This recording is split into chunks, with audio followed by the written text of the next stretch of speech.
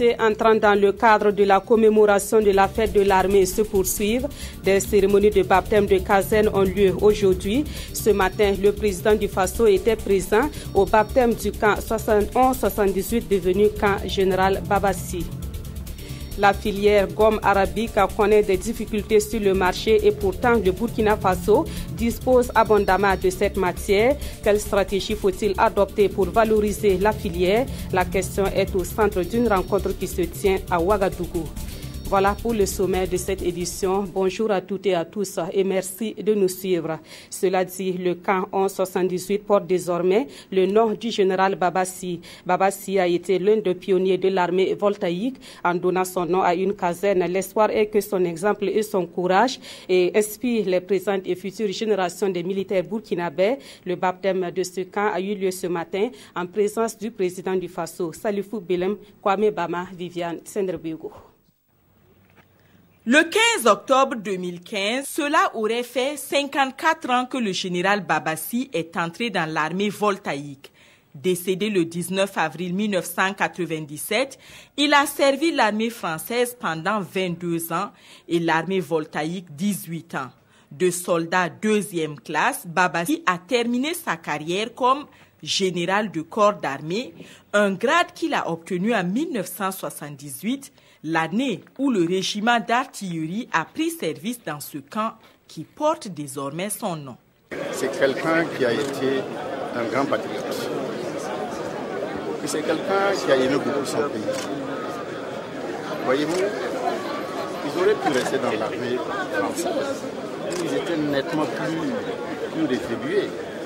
Et pour le chef d'état-major général des armées, le général Babassi doit inspirer les générations actuelles et futures de militaires puisqu'il a incarné au mieux le courage, la loyauté, l'honneur et la dignité, des valeurs qui devraient toujours prévaloir au sein de l'armée. Je suis content que dans la phase de la cohésion et de l'unité de notre armée, ses premiers chefs aient estimé qu'il est nécessaire qu'ils se réconcilient avec leur propre histoire en mettant en avant l'exemplarité de leurs aînés. Maintenant, à titre personnel, n'importe qui dans ma situation est suffisamment ému et content. Le camp général Babassi est situé au pied de l'échangeur de Ouaga 2000, à sa sortie vers la route de Pau. Revenons sur le Conseil des ministres d'hier mercredi. Une des décisions prises à ce Conseil est la reprise des concours de la fonction publique concernés par les fraudes. Cette décision du gouvernement fait suite au verdict de la justice dans l'affaire des fraudes au concours. Des précisions avec Jean-Eudes Bayala et Ernest Kambiri. Les concours de la fonction publique session de 2015 concernés par les fraudes seront bientôt repris. Le gouvernement a décidé de tirer les conséquences de la décision de justice. Décision de justice qui condamne les présumés fraudeurs. Le Conseil des ministres a décidé donc de l'annulation pure et simple et de la reprise très prochaine de ces concours. Ça veut dire qu'à partir du moment où il est admis que certains concours sont entachés de fraude, et à partir du moment où nous avons la certitude que ceux qui ont été condamnés, c'est seulement ceux qui ont été dénoncés, nous devons en tirer les conséquences, à savoir annuler les concours qui sont concernés. Nous allons donner plus de détails en ce qui concerne les concours qui sont concernés dans les jours à venir. Pour le ministre en charge du dossier, la procédure sera immédiatement lancée à cet effet et les différentes dates de reprise seront communiquées incessamment aux différents candidats.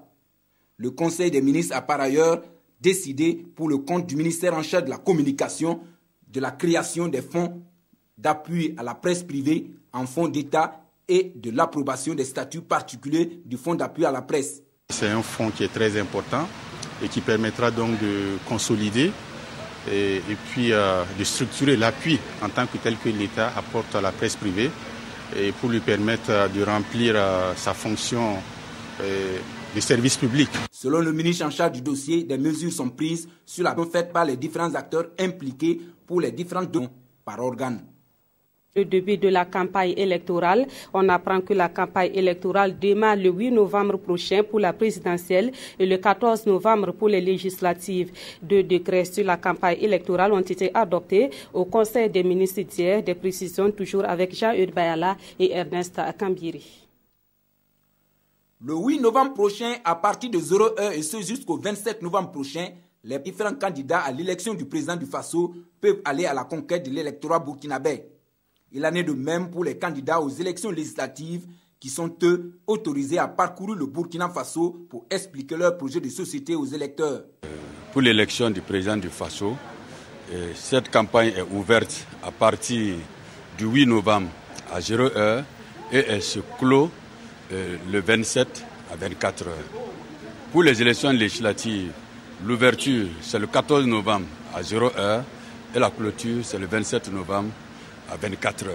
Par ailleurs, le Conseil des ministres a adopté un décret portant modalité d'utilisation de la subvention publique des activités politiques de campagne électorale et hors campagne électorale. C'est une subvention que l'État donne en appui avec ce que le parti lui-même a pu réunir. Ça, c'est un. Et de deux, l'appui, le montant que l'État donne, c'est en fonction aussi de ses réalités économiques. Dans le contexte actuel de transition où tout le monde sait qu'il y a des difficultés, bon, c'est ce que l'État a pu donner. Et compte tenu du nombre de candidats qui a augmenté au niveau des présidentielles comme au niveau des législatives, on a ajouté 300 millions. Donc ça fait 1,3 milliard. 1,3 milliard de francs CFA prévus essentiellement, selon le ministre de l'Administration territoriale et de la décentralisation, pour soutenir les partis ou regroupements d'indépendants qui sont autorisés à battre campagne. Et cette campagne électorale qui va se dérouler sur toute l'étendue du territoire a besoin d'être sécurisée. Des mesures sécuritaires ont été prises en Conseil des ministres. Il ressort que des dispositions sont prises pour sécuriser la campagne électorale et permettre la bonne tenue du scrutin le 29 novembre prochain. C'est l'assurance donnée par le ministre de la Sécurité à l'issue de ce Conseil des ministres. On l'écoute au micro de Jean-Eudes Bayala et Ernest Kambiri. Je peux vous assurer d'une chose. Toutes les forces de défense et de sécurité, au regard de la période sensible qui s'amène, au regard du risque sécuritaire que nous avons, parce que tout autour de chez nous, vous entendez des explosions tous les jours, bien entendu, nous avons pris toutes les mesures qu'il faut. Nos frontières sont sécurisées. À l'intérieur, nos forces de sécurité sont mobilisées pour que les Burkinabés, le 29, aillent voter s'ils le veulent. Nous allons mettre en alerte toutes nos troupes et toutes nos forces de défense, toutes les caravanes qui vont devoir se déplacer avec les leaders de partis politiques vont être protégés et encadrés pour que rien n'arrive au soir du 29 novembre. Autre point de l'actualité, un projet sur l'intégration de la résilience climatique à la production agricole et pastorale a été lancé ce matin même à Ouagadougou. Son objectif est de renforcer la capacité des secteurs agricoles et pastoral burkinabés à faire face au changement climatique. Le projet sera piloté par le ministère en charge de l'agriculture, Mamadou Dabiré et M. Solange Guigma. D'un montant global de 2,223 milliards de francs CFA, le projet Intégration de la résilience climatique à la production agricole et pastorale vise à inscrire dans les programmes et initiatives de développement agricole des pratiques et des stratégies d'adaptation au changement climatique. Il n'est pas suffisant aujourd'hui de maîtriser la production. Vous pouvez produire et quand il arrive des aléas climatiques, vous perdez toute la production. Donc, en dehors des techniques culturelles, en dehors de toutes les technologies qui permettent d'augmenter la production, on va intégrer dans ce programme la résilience climatique. Qu'est-ce qu'il faut faire face aux nouveaux défis du changement climatique? C'est ça la nouveauté dans ce projet. C'est par le biais des champs-écoles des producteurs que le projet compte promouvoir les technologies d'adaptation permettant de réduire la vulnérabilité des producteurs aux impacts défavorables des changements climatiques. Ce projet va apporter donc des innovations en matière donc de productivité, d'équipement et de savoir-faire. Les producteurs auront acquis de nouvelles techniques et surtout de nouveaux savoirs à même de booster leur production au niveau de leurs champs traditionnels. D'une durée de 4 ans, le projet va couvrir les régions du centre-ouest, du centre-nord, de l'est et du Sahel. Il est rendu possible grâce à l'appui technique et financier du Fonds pour l'environnement mondial et de la FAO. La gomme arabique est une matière dont dispose le Burkina Faso, mais elle n'est pas suffisamment valorisée. Cette situation est due à l'absence de normes et de codes de bonne conduite. Depuis la production jusqu'à la commercialisation de ce produit, le constat est de l'Agence burkinabé de normalisation, de la métrologie et de la qualité. Elle a initié une rencontre à Ouagadougou dans le but d'identifier les stratégies de valorisation de la gomme arabique. Nongba Kouda et Yolan Lompo. Des acteurs de la filière gomme arabique à nouveau réunis dans la capitale burkinabé. Cette fois-ci, ils veulent parler de la normalisation de cette matière première utilisée dans la teinture, le textile, les cosmétiques, l'industrie pharmaceutique et dans l'agroalimentaire pour la stabilisation des jus. L'élaboration de cette norme va permettre l'amélioration de la qualité de la gomme arabique et aussi l'accroissement de la compétitivité de ce produit face à la concurrence. Cette norme vise également à protéger la santé des consommateurs. Le Soudan, le Tchad et le Mali sont les plus grands exportateurs de gomme arabique en Afrique. Le Burkina Faso qui tient la queue, malgré l'existence de peuplement de cette espèce dans les régions du Sahel, de l'Est, du Nord, du Centre-Nord, du plateau central et de la boucle du Moun, veut changer la donne.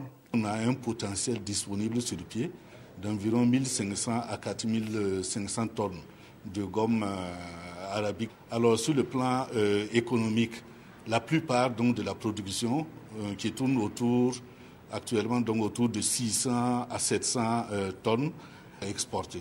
Donc ce qui ramène donc de la valeur ajoutée donc aux producteurs et aux commerçants exportateurs évalués donc à une vingtaine donc de millions, voire une trentaine donc de millions par an. Une fois élaborée et mise en application, la normalisation de la gomme arabique devra servir les intérêts de toute la communauté. Parlons de religion dans ce journal. Depuis hier, il se tient à Ouagadougou la conférence internationale des serviteurs et servantes. Cet événement religieux est à sa 9e édition. La cérémonie d'ouverture de cette conférence a connu la participation de nombreuses personnalités, dont le président du Faso, Michel Kafando. Le reportage de Mokhtar Ouedraogo et Claudine Bikaba.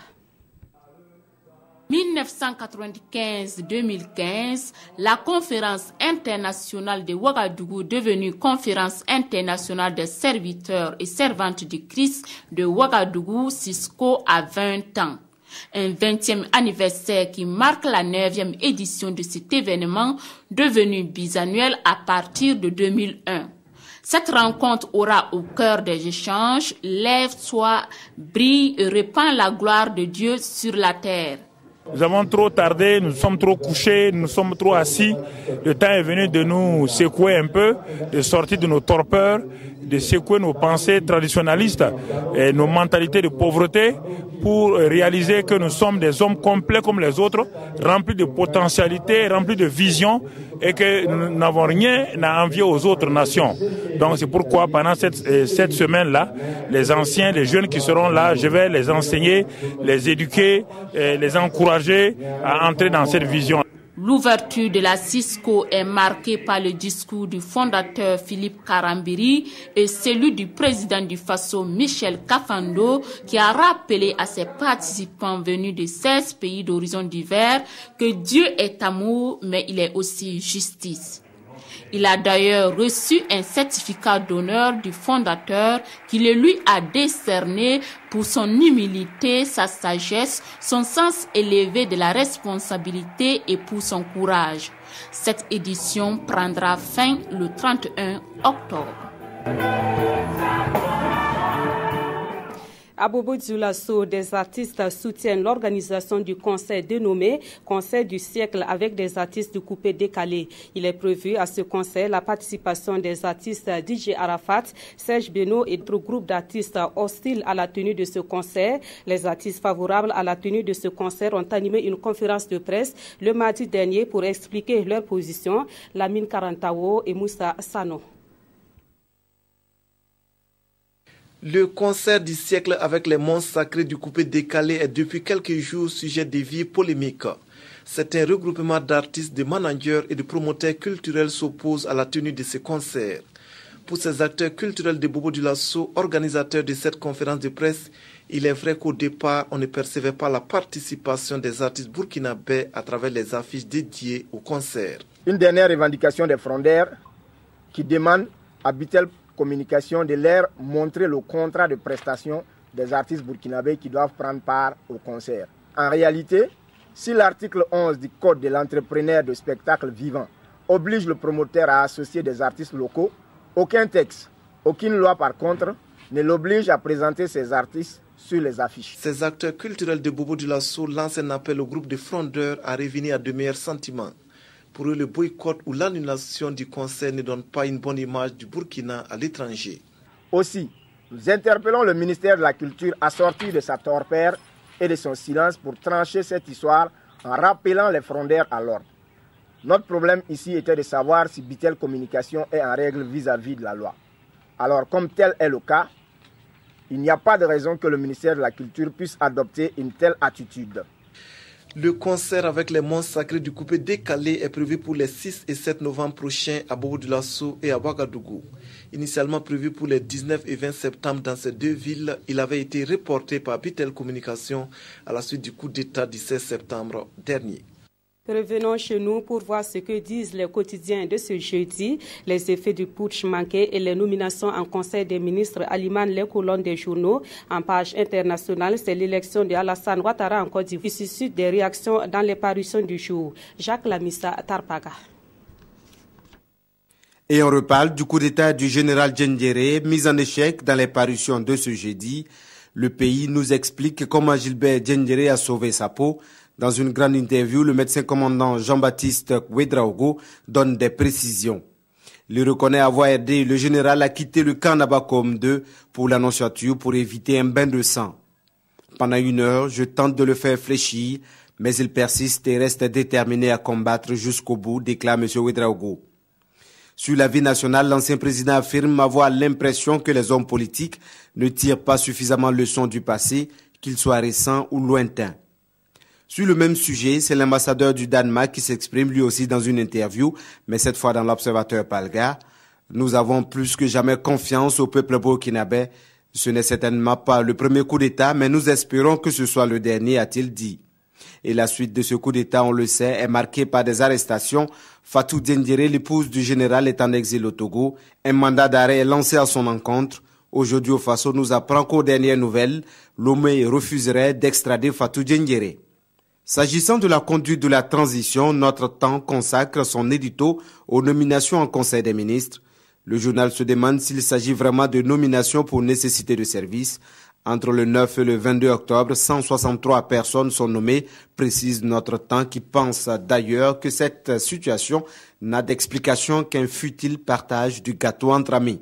Pour terminer, élection en Côte d'Ivoire, 83,66% pour Ado, c'est quand même un peu gênant, estime l'Observateur Palga. Le quotidien écrit qu'un tel raz-de-marée est la preuve qu'il n'y a plus d'opposition digne en Iburni, c'est-à-dire en Côte d'Ivoire.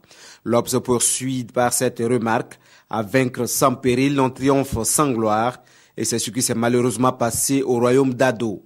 Pour le pays, Ado se trouve entre deux précipices: la réconciliation nationale en mettant fin à la justice des vainqueurs et le retour d'ascenseur qu'il doit au PDCI qui le soutient depuis 2010.